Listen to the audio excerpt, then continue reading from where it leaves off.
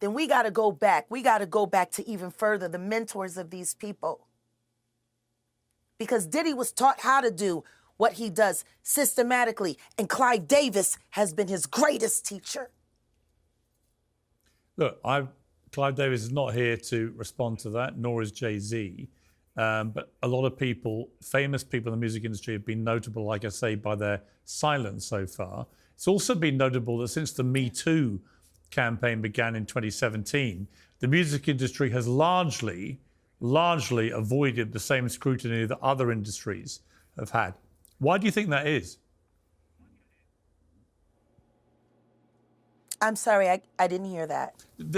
Since Me Too began in 2017, the music industry has largely avoided the same kind of scrutiny that other industries have had. Why do you think that is?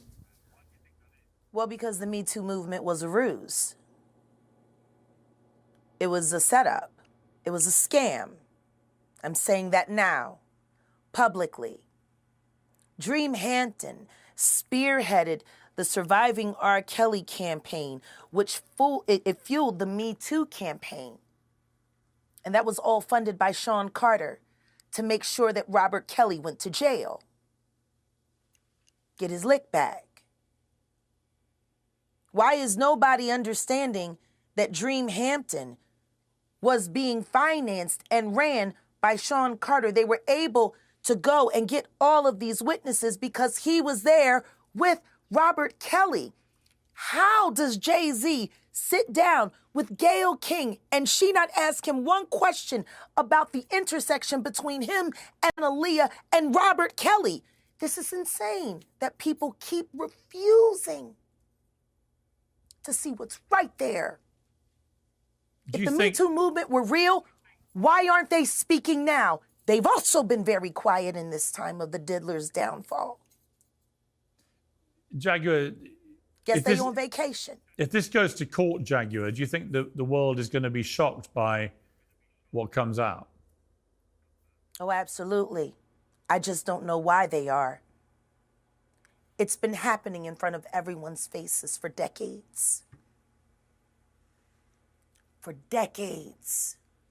How many victims? What's the difference between me and Judy Garland? Social media. How many victims? There was none for her. How many victims potentially do you think there could be? Thousands. Thousands. I've talked to hundreds that I deal with still myself.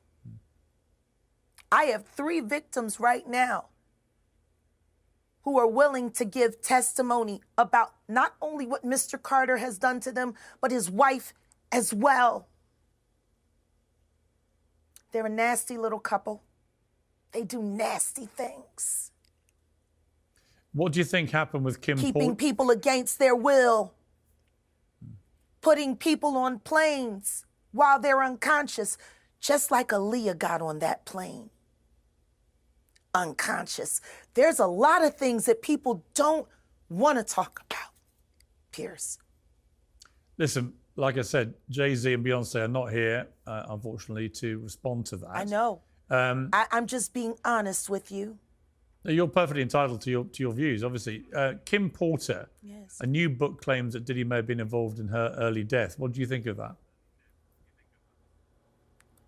I think people should really look into that more. I am friends with Albie Shore. I love him. I love his children. I knew Kim. We used to all hang out together at the Kit Kat Club back in the mid-90s when Diddy was first starting his reign. I watched that whole thing happen. And everything that Albert has been through, every attempt on his life that has been ignored by the authorities, it all leads back to Diddy, and everyone knows it. The wiretapping of the phones, putting AirTag on children during visits. These are normal practices that these people do. Jaguar, I've got to leave it there. I really appreciate you joining me. Thank you very much. Thank you for having me. And thank you for caring. I do care. Thank you very much. Well, I'm joined now by the host of Vlad TV, DJ Vlad. DJ Vlad, I mean, pretty horrifying listening to these testimonies. What did you make of what you just heard? Well, Jaguar Wright is known to be a conspiracy theorist. I don't really co-sign anything that she says. I've never had her on my show, and I don't have any plans to have her on my show.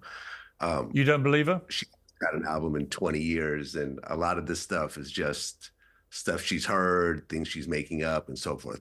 I'm not saying that there aren't serious things that Diddy may have done, but yeah, I can't co-sign anything that Jaguar Wright is saying, if that's your question. Well, I mean, obviously, since we last spoke, there have now been these charges against Diddy, which are incredibly serious. You didn't think at the time we last spoke that he was likely to face these charges. Are you surprised it's come to this?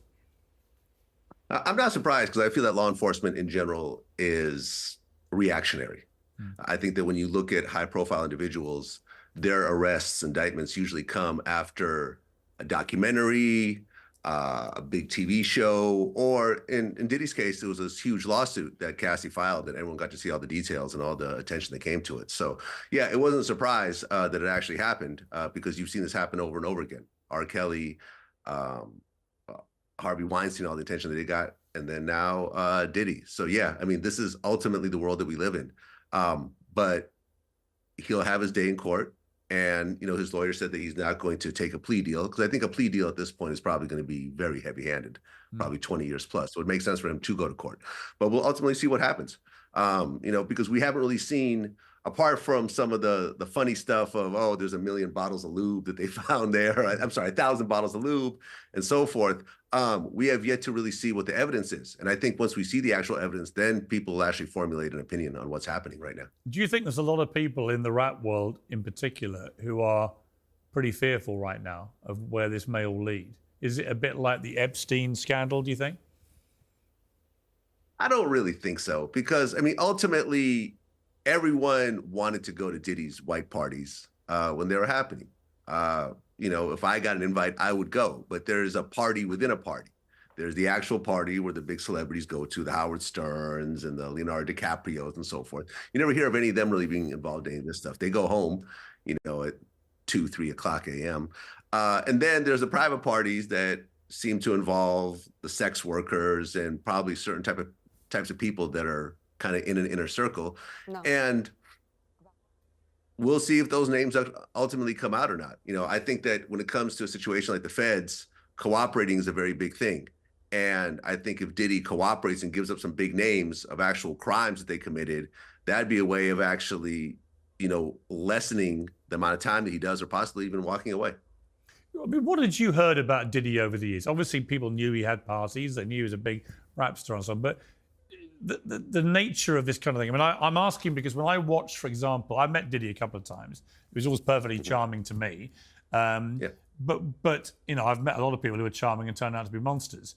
The video that came out of showing him beating up his then girlfriend in a hotel corridor was so shocking that when I watched it, I remember thinking, well, this guy is capable of anything.